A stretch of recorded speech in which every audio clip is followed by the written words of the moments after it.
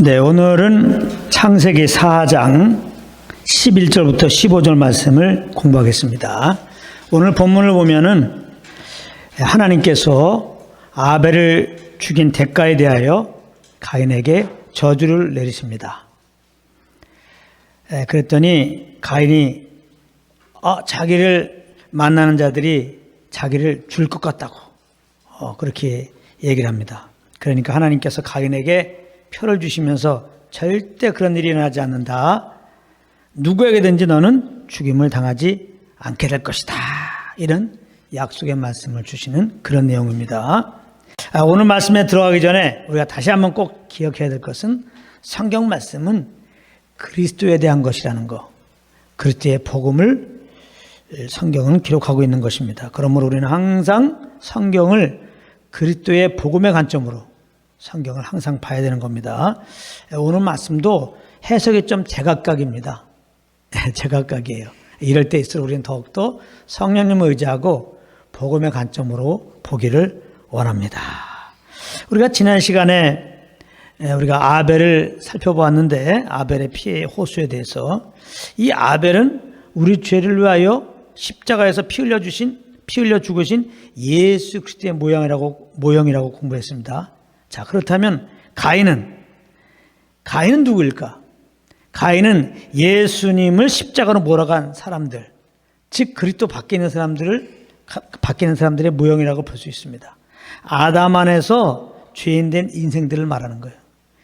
육체를 따라 사는 사람들, 자기 의로 사는 사람들, 자기 의로 구원을 받으려고 하는 사람들, 이런 자들의 모형으로 나온 것입니다. 11절에 보면은 하나님은 땅이 아벨의 피를 받았다 이렇게 말씀하고 있습니다. 이 말씀이 오늘 말씀에서 가장 중요한 말씀입니다. 이것은 그리스도의 보혈의 능력을, 그리스도 흘리신 보혈의 효력을 말씀하고 있는 거기 때문에 그렇습니다. 자, 그리스도의 보혈의 능력, 그 효력은 무엇일까? 한마디로 말해서 죄사함의 능력입니다. 죄사함의 능력. 에베소 1장 7절에 보면은 그의 피로 말미암아 구속 곧 죄사함을 받았으니 그랬습니다. 예수님이 그 죄 없는 그분이 우리 죄를 짊어지고 죄사함을 위하여 그 피를 흘려 주셨습니다. 우리 죄값을 다 치른 겁니다. 그래서 이제 누구든지 회개하고 십자가에 피 흘려 죽으시고 부활하신 그 예수님 구주로 믿으면은 죄사함 받습니다. 영생을 얻어요. 하나님은 어렵다고 하십니다.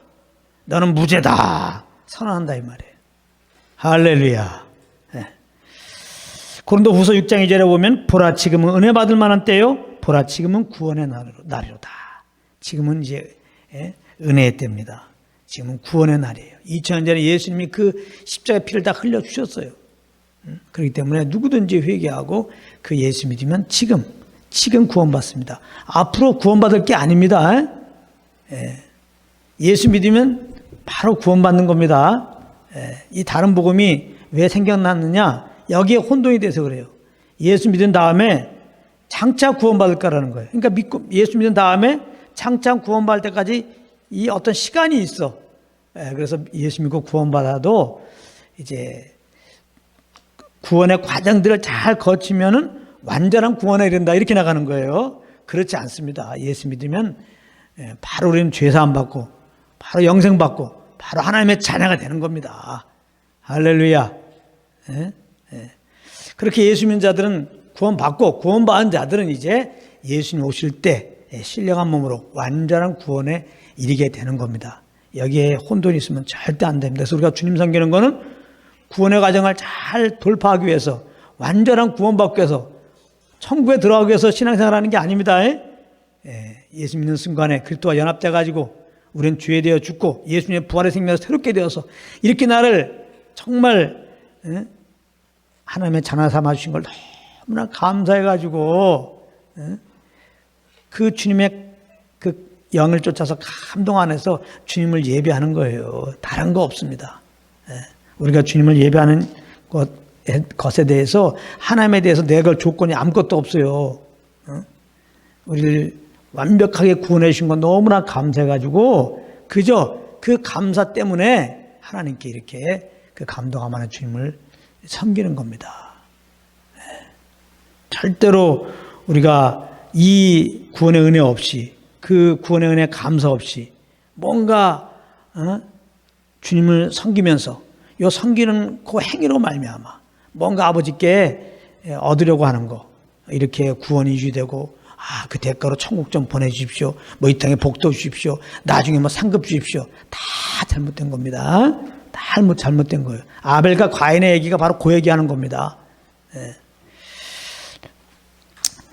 자, 그래서 이제 복음을 듣고 예수 믿으면 이렇게 죄사함 받고 영생 얻는데, 근데 이 십자가의 복음을 듣고 거부하는 자는 어떻게 되느냐? 그 죄에 대한 하나님의 진노와 저주 아래 그대로 있게 되는 거죠. 죄책감과 다가올 심판에 대한 두려움으로 인하여 그 마음에 안식을 갖지 못하게 되는 거죠. 오늘 11절 12절 말씀, 하나님께서 가인에게 내리신 저주의 의미가 바로 그것입니다.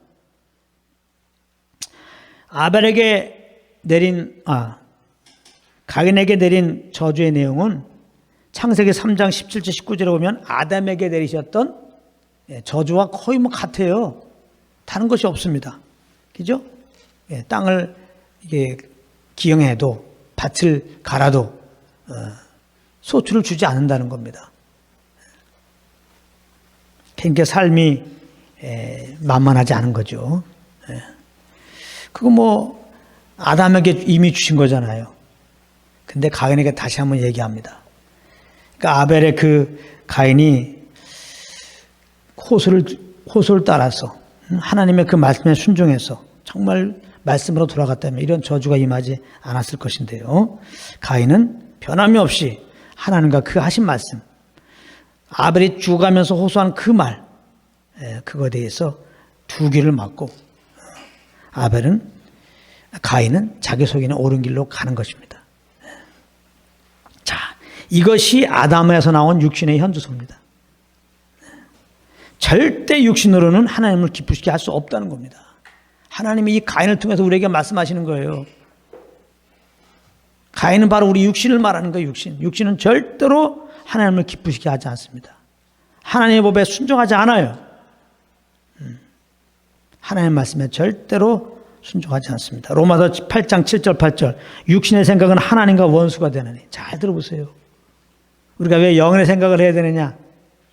육신의 생각을 하게 돼요. 영의 생각을 하지 않으면. 그 육신의 생각은 하나님과 원수가 되는 거예요.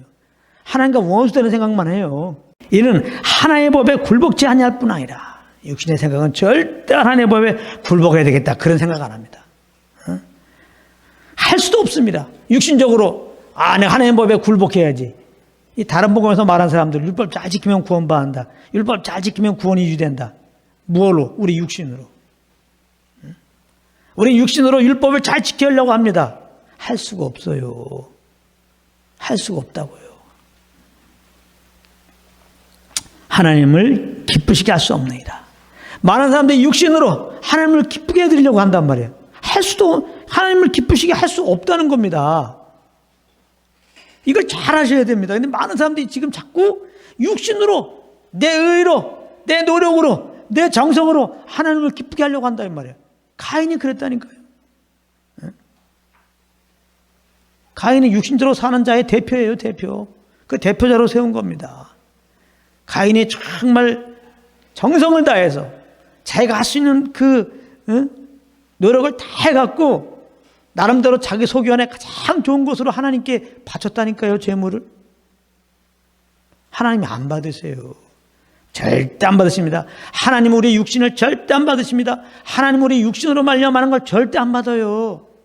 우리의 의로 하는 거, 우리의 노력으로 하는 거, 우리의 정성으로 하는 거 절대 안 받습니다. 이거 잘 하셔야 됩니다. 특별히 땅에서 피하여 유리한 자가 되리라. 가인에게 하나님이 이렇게 저주하셨죠. 너는 땅에서 피하여 유리하리라. 이것은 이제 가인, 너는 이제 앞으로 집도 없이 한 곳에 정착하지도 않고 떠들이 생활을 할 것이다, 이런 의미는 아닙니다.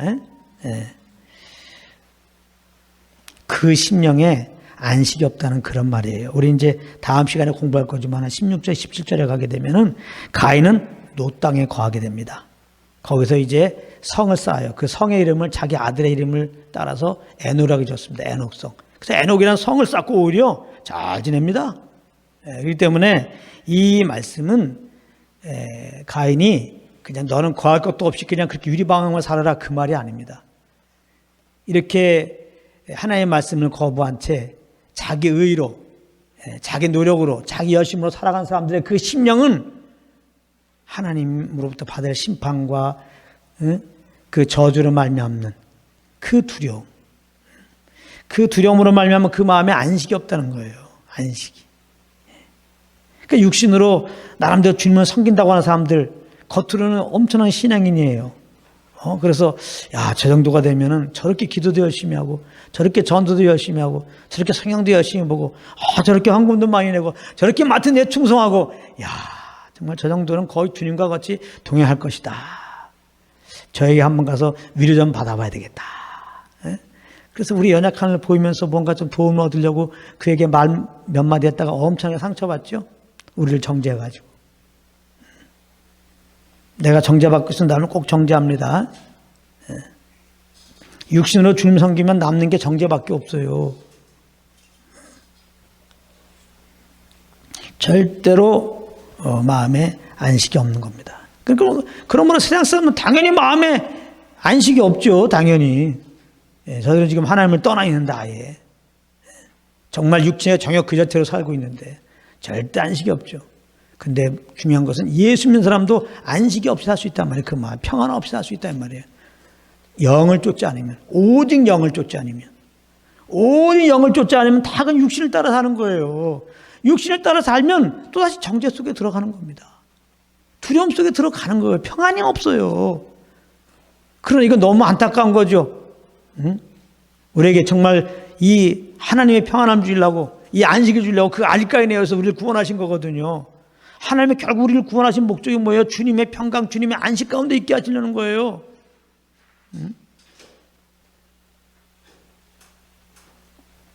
그러므로 우리는 정말 주님께서 베푼 은혜에 합당한 삶이라는 건 뭐냐? 뭘 해드리자, 내 육신으로 뭘 해드리자, 이런 게 아니고 주님의 영의 인도함 받는 거예요. 영의 생각을 하는 거예요. 육신의 생각하지 않고. 내 육신의 야망을 쫓는 게 아니라 성령의 그 소망을 쫓는 겁니다. 그 소욕을. 가인은 하나님으로부터 이 저주의 말을 딱 듣고서 13절에 뭐라고 그러냐면 주님께 나에게 내리시는 형벌이 내가 너무 가혹합니다. 내가 감당할 수 없습니다. 그럽니다. 그러면서 이제 14절에 가서 이런 말합니다. 주께서 오늘 이 지면에서 나를 쫓아내시온 즉 내가 주의 낯을 배웁지 못하리니 내가 땅에서 피하여 유리한 자가 되겠습니다. 이렇게 말하는데 이건 거짓말이죠. 거짓말이죠. 가인이 주의 낯을 배웁지 못하는 것은 자기가 죄를 범했기 때문에 그런 것이죠. 죄를 범함으로 정죄감 때문에 하나님 앞에 낯을 못 드는 거죠. 자기가 하나님을 떠난 거죠. 근데 하나님이 막 가인을 쫓아냈다는 겁니다. 다 이유를 지금 하나님께 돌리고 있는 겁니다. 요게 또한 육신의 현주소입니다. 요게. 육신은 절대로 자기 잘못을 인정하지 않습니다. 사람은 절대로 자기 잘못을 인정하지 않아요. 어떻게 해서든지 그 이유를 상대방에서 찾습니다. 그리고 하나님께 돌립니다. 하나님 때문에, 저 사람 때문에 육신적으로 사는 자의 특징입니다. 이렇게 이제 내로남불의 얘기를 한 다음에 가인이 이런 얘기합니다. 물은 나를 만나는 자가 나를 죽일 것입니다. 이 속에서 뭘 느낍니까? 가인은 지금 깊은 정죄감, 깊은 죄책감에 사로잡혀 있는 것을 알 수 있죠. 하나님이 이 가인의 이런 얘기를 듣고 그러면 너 그렇게 잘못한 거 사람에게 죽어도 싸다. 뭐 이렇게도 얘기할 수 있는데 표까지 주면서 절대로 아무도 죽일 수 없다. 이렇게 얘기하는 걸 통해서 하나님이 이 사람과 다른 정말 구별된 분인 것을 알죠. 정말 하나님은 사랑이십니다.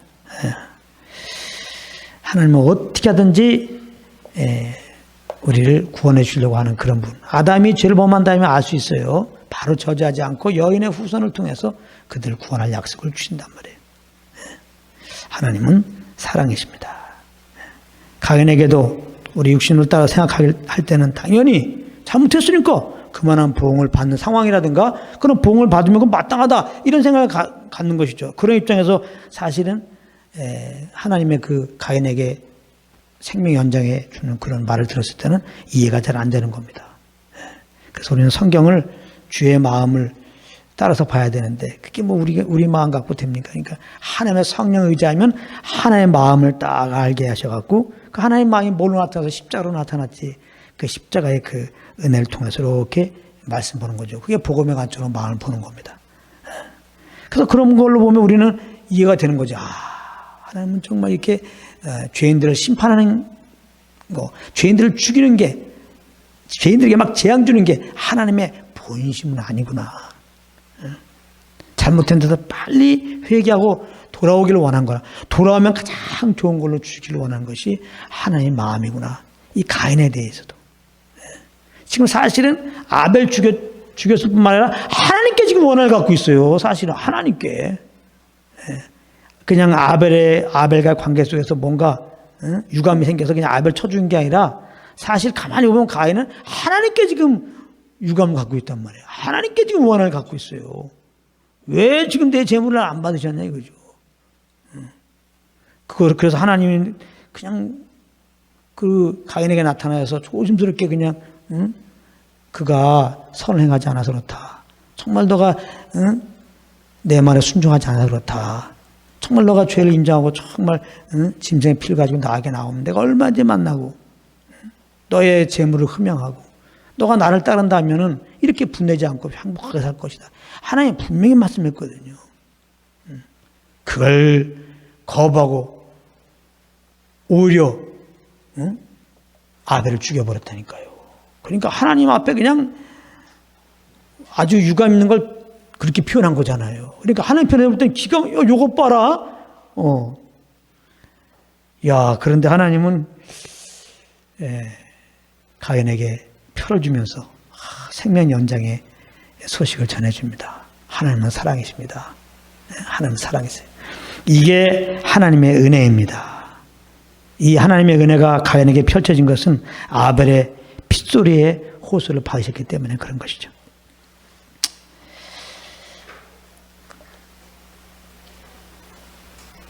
아벨은 이런 하나님의 마음으로 가인에게 권면했다가 가인에게 죽은 것이죠. 아벨은 이런 하나님의 마음을 가지고 이제 그 핏소리로 계속 하나님께 지금 호소하고 있는 거죠. 가인 용서하여 주소서. 하나님께 돌아오게 도와주소서.